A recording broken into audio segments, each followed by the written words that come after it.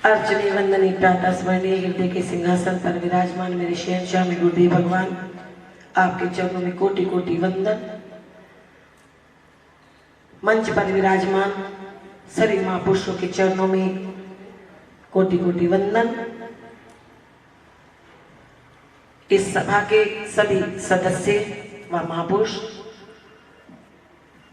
सौभाग्य की बात होती है कि अब श्री नंगली दरबार की बेल हर गांव में, हर शहर में मनी प्लांट की तरह बढ़ रही है। सच्चे दरबार की। और इस बेल को सींचना, मेरे गुरा ने बाग लगाया, विच ज्ञान दा बूटा लगाया, एक फल का संगत पई खावे। ये किसका बाग है बोलो? श्री गुरु महाराज जी का बाग है और ज्ञान का बूटा है ये, जो सारी संगत को फल खाने को मिलता है। और ये अमर फल है, जिसने इस अमर फल को चख लिया उसे फिर विषय के नाग जहरीले कभी डस नहीं सकती हैं। सच्चे दरबार की। तो आइए, अभी पहले आपने भाई जी से भजन सुना था कि मछली तड़पती है गुरु के दीदार के बिना, मतलब पानी के बिना, और शिष्य तड़पता है गुरु के दीदार के बिना। ये सत्य है। लेकिन एक संदेशा महापुरुष भी जीवों को देते हैं, सेवा, सिमरन और सत्संग। ये तीन चीजें हैं जिनको इन तीन चीजों को पकड़ना आ गया वो गुरुमुख कहलाने का काबिल है। सेवा, सिमरन और सत्संग में अटेंडेंस होनी बहुत जरूरी है। तो आइए, एक शिष्य श्री गुरु महाराज जी के पास जाता है, गुरुदेव मेरे को नामदान बख्श दो। क्या कहा? मेरे को नामदान बख्श दो। तो गुरु जी ने कहा कि बेटा आज नहीं कल देंगे। बोले क्यों? बोले आज कुछ मटेरियल तैयार नहीं है। सच्चे दरबार की। आज कुछ मटेरियल तैयार नहीं है। बोले गुरु मंत्र में भी कुछ मटेरियल होता है? बोले हाँ बेटा, गुरु मंत्र में भी कुछ मटेरियल होता है। बोले क्या होता है? कहने लगे कि बेटा जब हमने कह दिया कल आना तो कल ही आना। ठीक है महाराज जी। अगले दिन आया गुरुदेव के चरणों में, गुरुदेव जी जो आपने सामान तैयार करना था वो तैयार कर लिया? बोले हाँ बेटा तैयार कर लिया। बोले फिर गुरु मंत्र दे दीजिए। तो गुरुदेव ने कहा कि बैठो बेटा, गुरु मंत्र दे रहे हैं। अब गुरु जी ने कान में गुरु मंत्र दे दिया और एक छड़ी भी साथ में दे दी, जैसे अभी महाराज जी के पास छड़ी थी। सच्चे दरबार की।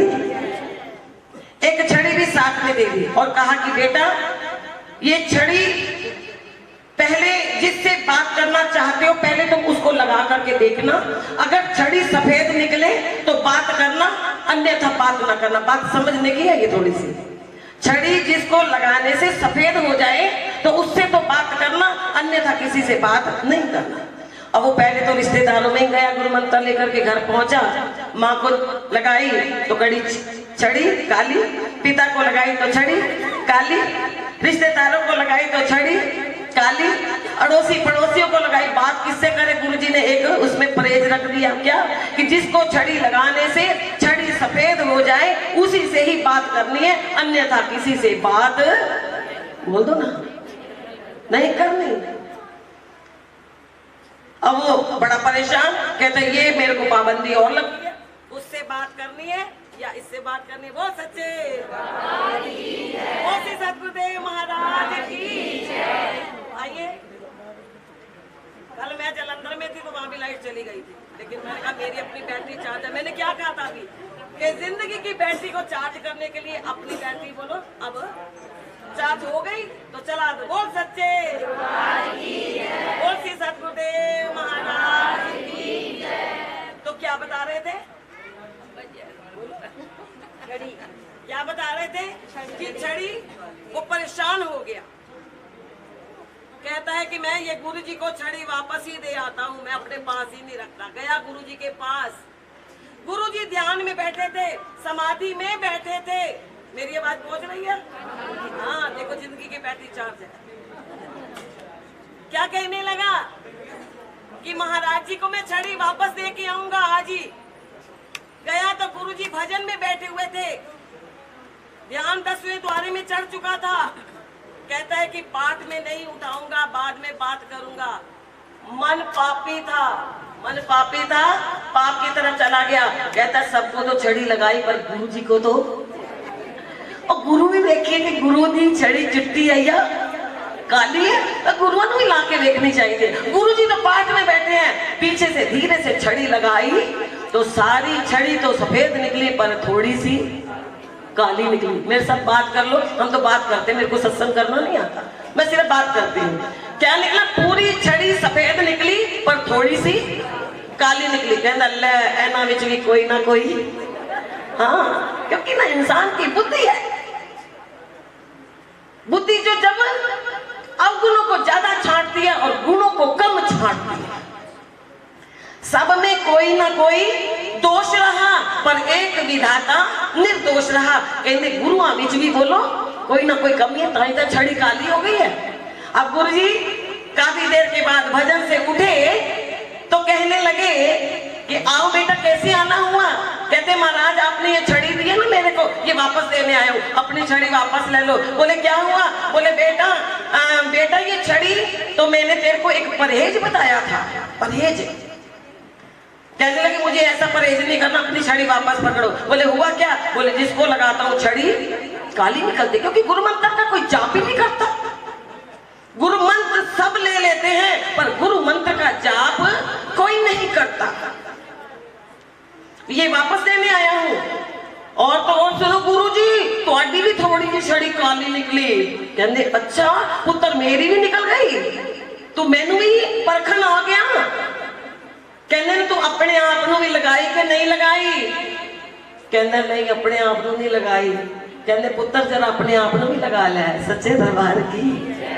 अब अपने आप को जब वो छड़ी लगाई तो सारी छड़ी काली निकली पर थोड़ी सी सफेद निकली। कहते महाराज थोड़ी सारी चिट्टी ते थोड़ी जी काली और मेरी सारी काली ते थोड़ी जी चिट्टी।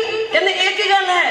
कहते ओ मूर्खा जिस टाइम तू मेरे को आया सी ना ते तेरी जिंदगी दी पापां दी फाइल में अपने को ले लई ते मेरी छड़ी दे विचों तेरे पाप भरे हुए ने जड़ी थोड़ी जी काली है।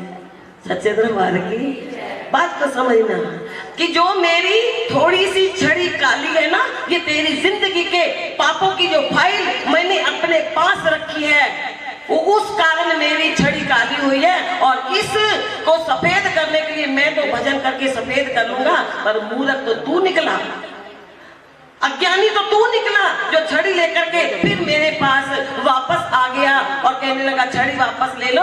जो तेरी थोड़ी सी छड़ी सफेद थी ना, वो मैंने अपनी भक्ति अपनी शक्ति तेरी छड़ी में इसलिए डाली थी कि उसमें करंट डाल दिया था कि तू भजन के माध्यम से पूरी छड़ी को सफेद करके दिखाएगा। तो महापुरुषों पे कष्ट क्यों आता है? जब ये संसारी जीव भजन नहीं करते और फिर वो गुरुओं को कष्ट सहना पड़ता है। तो